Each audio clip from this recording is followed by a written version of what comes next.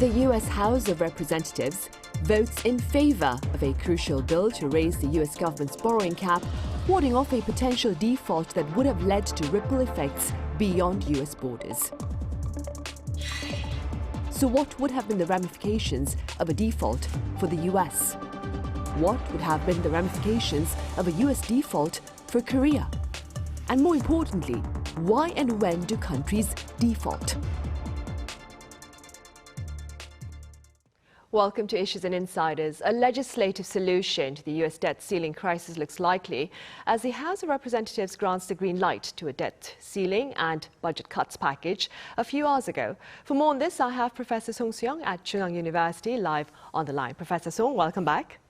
Thank you for inviting me, and good afternoon to you, and both of you. Yeah. Right. I also have Professor Greg Buchak at Stanford University with us live on the line as well. Professor Buchak, it's good to see you again.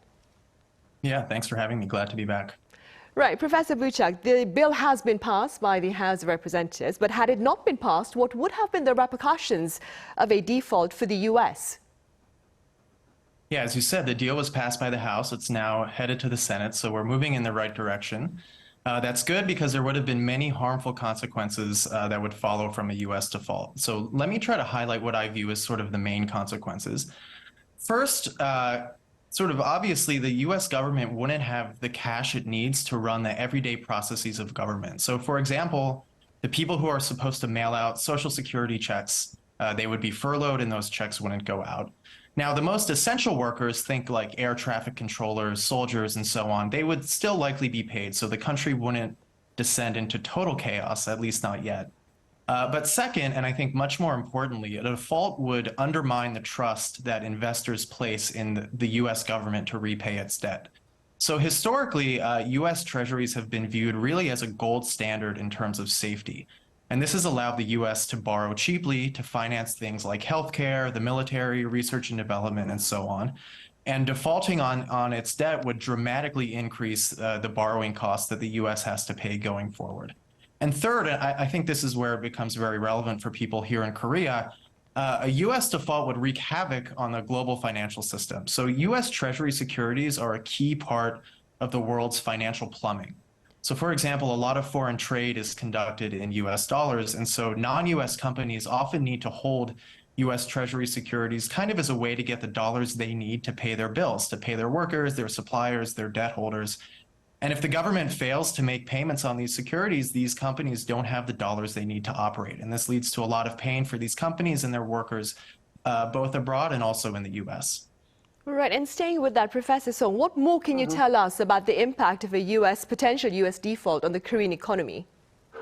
So according to the Professor Buchak's statement, that I partly agree with his idea, but I have a slight nuanced difference in terms of the default, because there is an old adage about within the academia that the budget policy in these days as the fights are so vicious because the stakes are so low, which means that actually the effect of according to this is conditional sentences, but actually now the bill has passed, so there is not anymore some default in the U.S.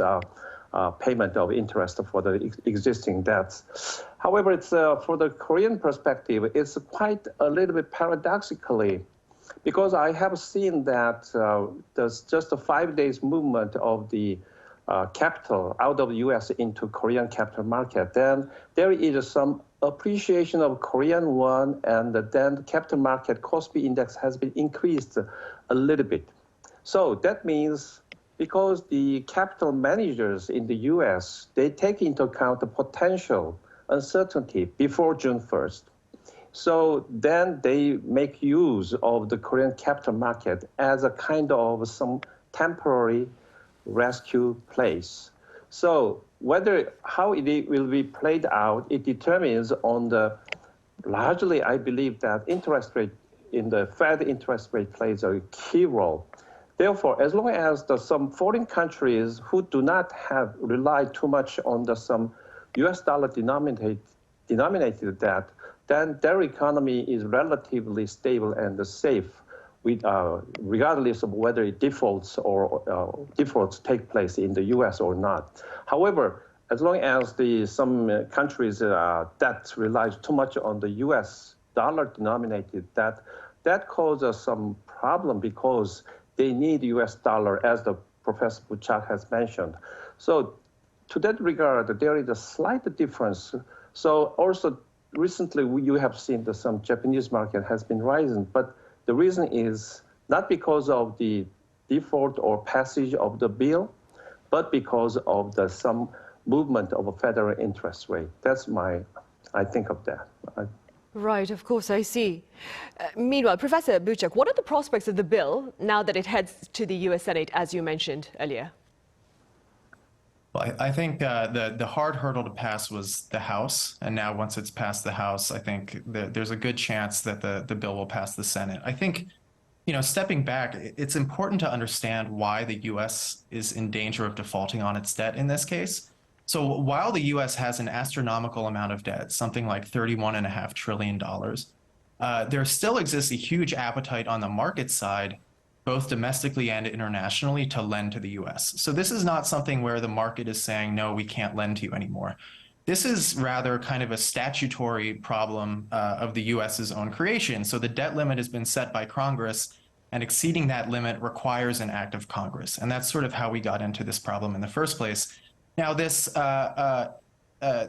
exceeding this limit exists to impose some discipline on U.S. borrowing. And what we're seeing now is the teeth that law has. So it allows more fiscally conservative members of Congress to demand spending cuts in exchange for raising the limit. And as you mentioned, President Biden and the Republican Speaker of the House, Kevin McCarthy, they've been negotiating for weeks and they've reached a deal. It's passed the House, and I think there's a lot of hope that it will pass the Senate. The deal imposes some caps on future spending. It imposes some work requirements for receiving social aid and other smaller cuts. These cuts come out to roughly $1.5 trillion over the next decade. This is simplifying a little bit, but broadly, President Biden and the Democrats would like fewer cuts. Speaker McCarthy and the Republicans would like more cuts, and then the deal kind of falls in the middle. As they often say, a good deal will leave both sides unhappy, and there's a lot of unhappy congressmen and senators, but they've been able to advance the bill. On the Republican side, sort of the hardliners were very concerned about the rising national debt and would like to have seen deeper cuts. On the Democrat side, some think the cuts go too far, but sort of there's this broad coalition of moderates in the middle who are ready to get the deal done and avert a default. Right, of course. Professor Song, before we advance any further, for the sake of some background information, could you tell us a bit about why and when countries default? This default in U.S. is default did not take place, but however, this is very peculiar because it's like some self-inflicted default, the conflict between the Congress and the administration. So, and looking back the history of U.S. in 1995 and 1996, at that time there was unprecedented 21 days of impasse, shutdown of the government, which was launched and demanded by the Republican majority party leader, the House Speaker Newt Gingrich. Then they demanded some Medicare change and save money, but he did not succeed in getting what he wants under the Clinton administration. So this is maybe the moment when the Congress could weaponize the authority to allow the government to spend money could be used. The next case was 2011, when under the Obama administration, and then for the first time they make use of this kind of debt limit ceiling, and successfully Republicans take what they want at the time. Then at the expense of the slow, sluggish U.S. economy recovery in the wake of the 2008 crisis. And this is actually maybe the third time, but it has been resolved very smoothly, relatively, because as I see, the voting numbers from the Democrats, 165 to 46, and the Republicans, 145 yes, and no is 71. So the total is quite majority agrees with this bill and some striking of these default suspension of the debt ceiling. So this is maybe a really significant victory to Kevin McCarthy, the majority leader in the Republican Party. And also, When I look into some details of the revenues, why default matters, and actually the revenues for the next June was $495 billion. And then expenditure is supposed to be, in total, it's going to be 620, the difference, 22, so the difference is 136 or something like that. So that could be easily agreed upon both sides, Biden and McCarthy, is because government administration has some discretionary expenditure that could be easily deferred, such as, for example, internal revenue services, individual tax refund, and then the federal employees' insurance. That could be a little bit postponed. Therefore, that's why they agree with each other relatively easily right now. And that is supposed to be because of the tax cut under the Trump administration. This amount of the deficit would be most likely to be increased because of the tax cut. So there is not much stake at this moment. But however, in the future, what would be, if really this kind of default take place, this would be a really threat against some kind of institutional investors globally, such as UBS or some other investment banks who hold insurance companies or pension funds, who hold these treasury US government debt instruments as an asset. Then they need to distribute the dividend earnings to their investors. So that causes some kind of some problem, repercussion within those wealthy investors, but among some general individuals, there is not much stake. That's what I think, yeah. Right, well, fortunately for now, a legislative solution looks to be very likely. And moving forward then, Professor Buchak, given these latest developments, what are the prospects with regard to the Federal Reserve's policy during this month's meeting?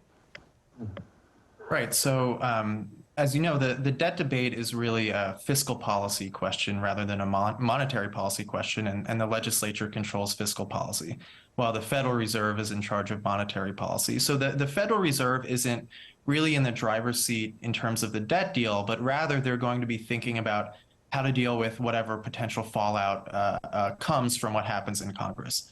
So on the monetary policy side, the Federal Reserve is still very much engaged in the inflation fight. So inflation in certain areas has come down, but in others it's remained stubbornly high, particularly in the labor market, in the face of dramatic interest rate increases. And top of mind for people at the Fed now is what they need to do and how far they can go to combat inflation. And sort of looking at the data, I would expect to see further rate increases coming up. So I think as Professor Song said, the last time that the US had a big debt ceiling fight was during the recovery from the global financial crisis. And at that time, the US economy was really struggling and recovering very slowly from this big banking crisis. In that context, reducing fiscal spending really threatened to derail the recovery that the Federal Reserve was trying to engineer at that time. This time, it's actually pretty different. So the US economy is really in the midst of overheating, and that's what the Federal Reserve is trying to slow down.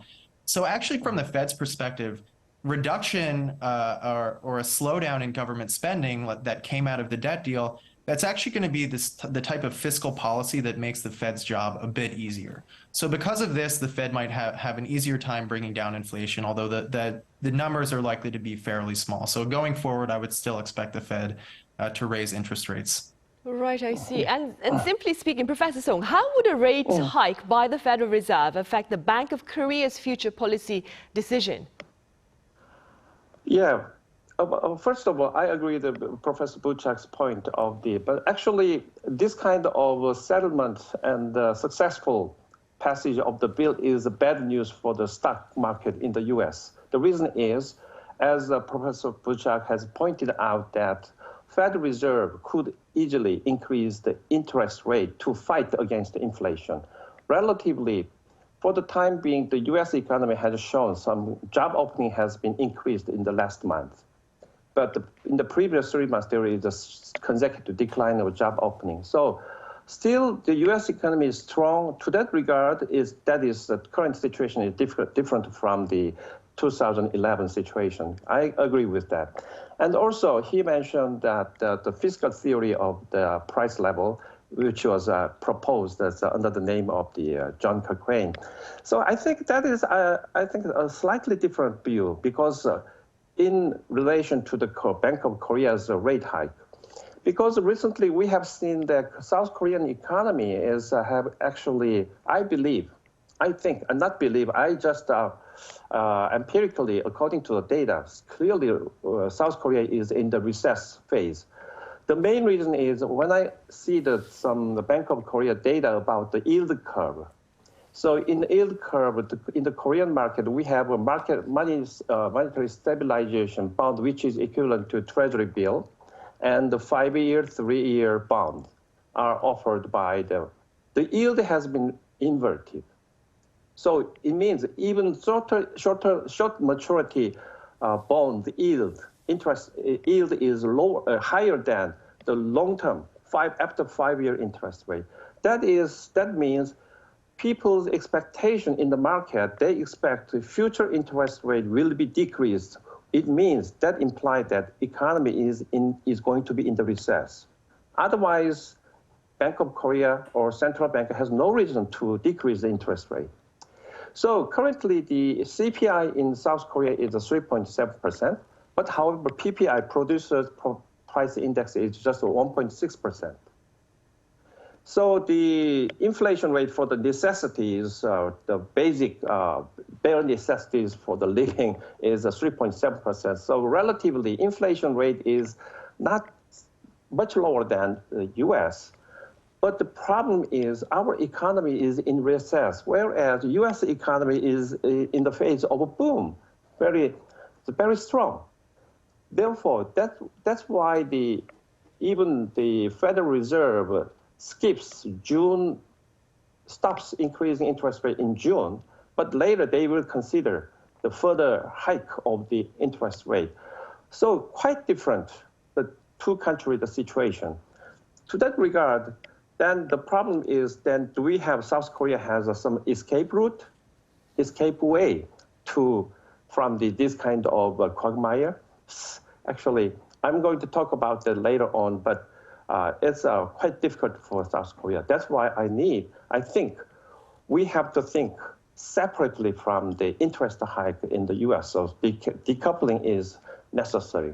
All right, then before that then, Professor Buchak, data, as Professor Song has mentioned, show that the US economy grew faster in the first quarter than earlier forecasts. What appears to have driven this growth, would you say? Yeah, so the U.S. economy has continued to grow, and it's continued to exceed expectations, although the growth rate has come down a little bit.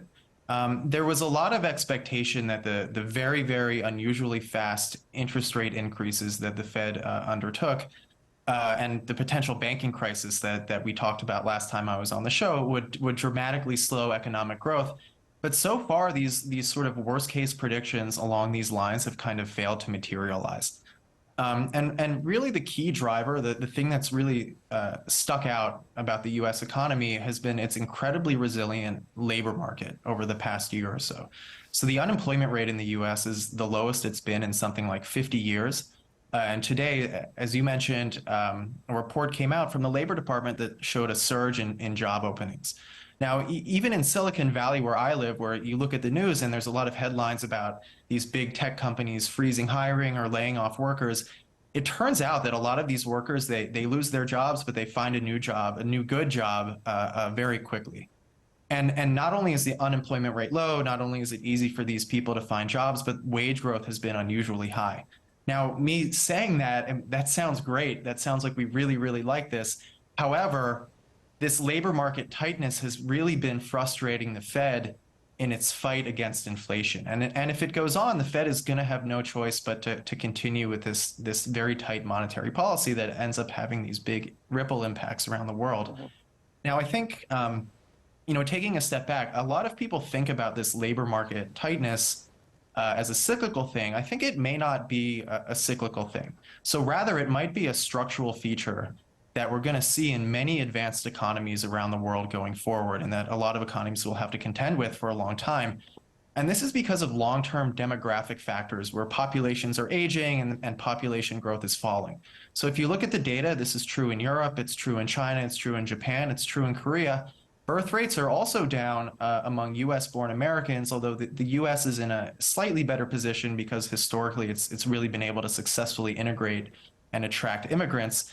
But this sort of lack of labor is really going to pull back the supply of labor, push up prices for labor, and be a headwind in the fight against inflation going forward. Right, I see. And now, Professor Song, going back to what you were saying earlier, so as you mentioned, the latest market indicators are painting a very bleak portrait of Korea's economy. That being said, what do you suggest for the Korean economy to better weather this particular situation? Yeah, now South Korean economy is really a self-inflicted quagmire. Because South Korea has maintained some diplomatic policy just biased towards the United States, then the problem is, as Professor Buchak has mentioned, the U.S. economy is relatively strong. Immigration is increasing, and the birth rate is much better than the South Korea or Japan.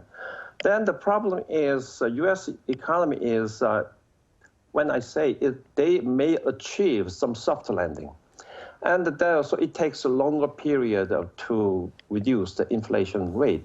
But however, South Korea the problem is, in the past, actually this kind of difficulty arise. South Korean economy is, they have some kind of stabilization mechanism such as exchange rate.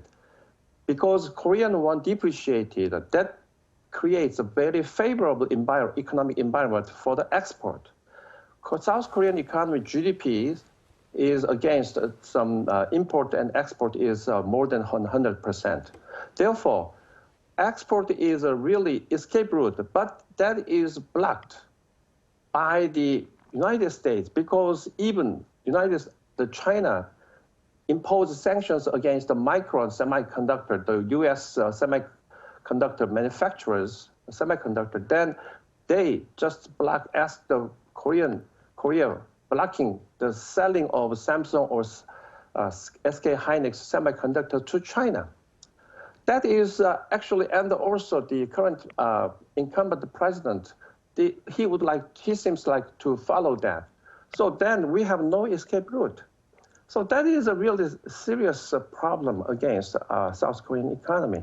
So that is, therefore, we need some change of posture in diplomatic and the political attitude, and then we think of some to balance the economic problems, and then I would like to urge the Korean government to behave as if like Macron in France. Macron has come to the Beijing recently, so. To that regard, then, I would like to say that the diagnosis and then the remedy and the prescription should be independent of each other in U.S. and the South Korean economy. We have to behave much like some French rather than British or Irish. Right, and of course pundits have also been talking about the importance of diversifying our export market as well. Well, that is all the time we have for this edition. So Professor Song, I'll have to say goodbye here. Thank you so much for your insights. And Professor Buchak, thank you very much for your time and your thoughts. Thanks for having me. Yeah, thank you, my pleasure. Yeah. Right, well, that ends this edition of Issues and Insiders. We'll be back same time tomorrow, that is Friday, so do join us then.